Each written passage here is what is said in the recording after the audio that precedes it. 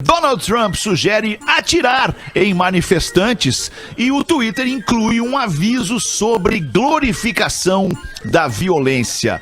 O presidente norte-americano comentou a onda de protestos em Minneapolis após o assassinato de George Floyd durante uma abordagem policial. Disse o Donald Trump: quando começam os saques, começam os tiros. Sugerindo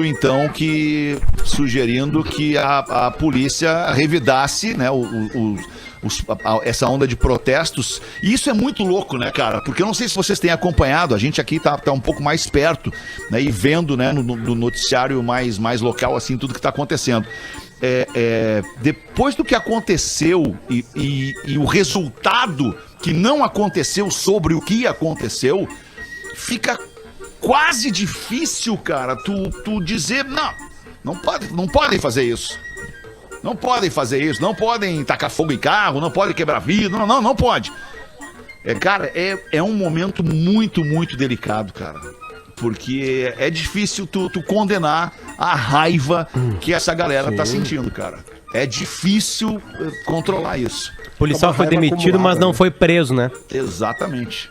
Essa foi a Quatro policiais no caso. Muito forte. Um homem detido, deitado no chão, já sem qualquer mobilidade ou possibilidade de reação, foi assassinado com um joelho na nuca que o asfixiou enquanto ele dizia: eu não tô conseguindo respirar, eu vou morrer. E tinham 3 policiais vendo aquela cena. E nenhum foi capaz de dizer: tá, meu Deus, larga o cara. Uhum. E é recorrente, porque já aconteceu com outro negro nos Estados Unidos que tomou uma gravatada de um policial e que falou a mesma frase: eu não tô conseguindo respirar, em Nova York. E veio a falecer em Nova York, exatamente. Nova York, Cara, é muito ruim ver cara, essa cena. A onda de revolta tá muito grande, cara. Tá muito grande. Tem um clima de revolta no ar, assim, sabe? E aí, cara, alguns maus policiais acabam infectando, né, toda a oficial corporação da polícia americana. Assim como no Brasil, nos Estados Unidos acontece a mesma coisa, é a profissão estatal que mais negros estão empregados. As polícias dos dois países são, né, porque como são estatais, né, são linkados ao Estado, elas são o que mais tem. Agora, é impressionante como os Estados Unidos não conseguem consertar isso, né? É uma coisa que tá impregnada, assim, de alguma maneira. A gente tava falando na semana passada que lembra de um vídeo. É um retrato, quando tu tira uma foto e ainda pinta sobre ela, é um retrato do comportamento da sociedade, cara, em relação aos negros, na verdade, que é exponencializado na violência policial. Exatamente. E agora tem cenas, né? O Will Smith disse que não aumentou a violência, não aumentou o racismo, ele só tá sendo filmado. Agora aumentou a exposição, né? E aí isso é mais mostrado. Apesar de ter dados comprovando que nos anos Trump agora aumentaram os crimes, como é que se chama esse tipo de crime? Tem uma especificação para esse tipo de crime. Racial? Crimes. Não é só racial, ele é mais complexo, assim, de ódio. Crimes de ódio, exatamente. Mas dá pra entender bem, né? Depois de um tweet como esse que a gente falou dele, fica muito claro qual é o tipo de postura dele e incentivo ao ódio. O tweet, ele é um texto maiorzinho, né? E ele tem um aviso ali. Tu vai nele ali, tem um aviso dizendo: olha, esse tweet contém violência. Tem uma... No presidente dos Estados Unidos, né? Não é incitação, é glorificação da violência. E o que tá escrito ali. E aí o tweet inteiro dele é o seguinte: ele é uma sequência, e ele é o segundo tweet. Eu vou tentar meio que traduzir aqui, pode ser que eu erre, tá? Esses bandidos estão desonrando a memória de George Floyd, que é o cara que foi assassinado. Morreu. E eu não deixarei isso acontecer. Acabei de falar com o governador Tim Walz e disse que o exército está com ele o tempo todo. Aí entra qualquer dificuldade e nós assumiremos o controle. Mas, quando o saque começar, o tiroteio começará. Obrigado. Esse é o tweet. Tipo, uma resposta ao que tá acontecendo agora, né? Ele tá dizendo que vai responder com tiro os saques, né? Cara, várias delegacias queimadas, lojas. Em momento algum, ele pediu justiça em relação ao assassino.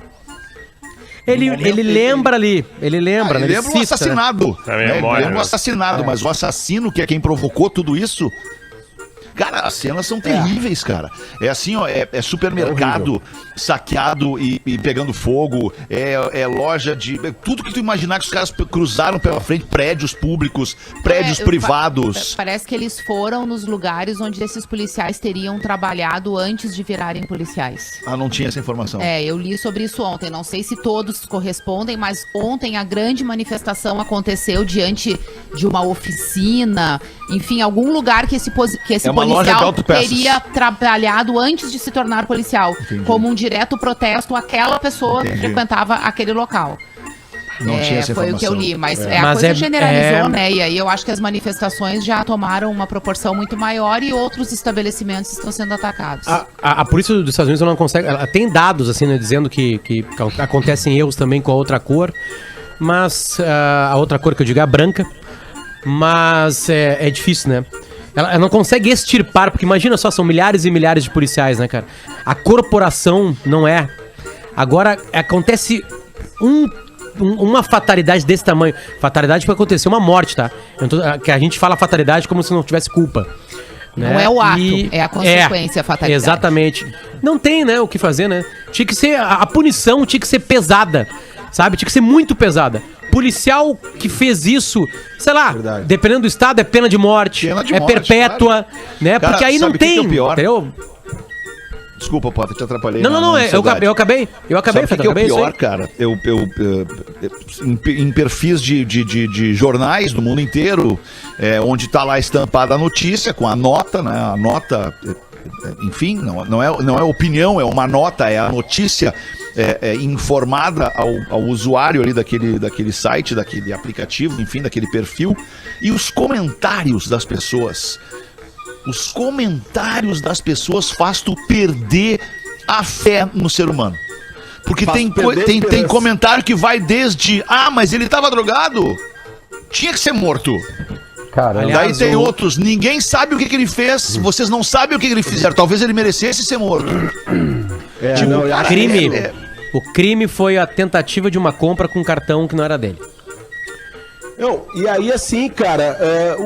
leva preso, né? Chega lá, leva preso, leva pra delegacia.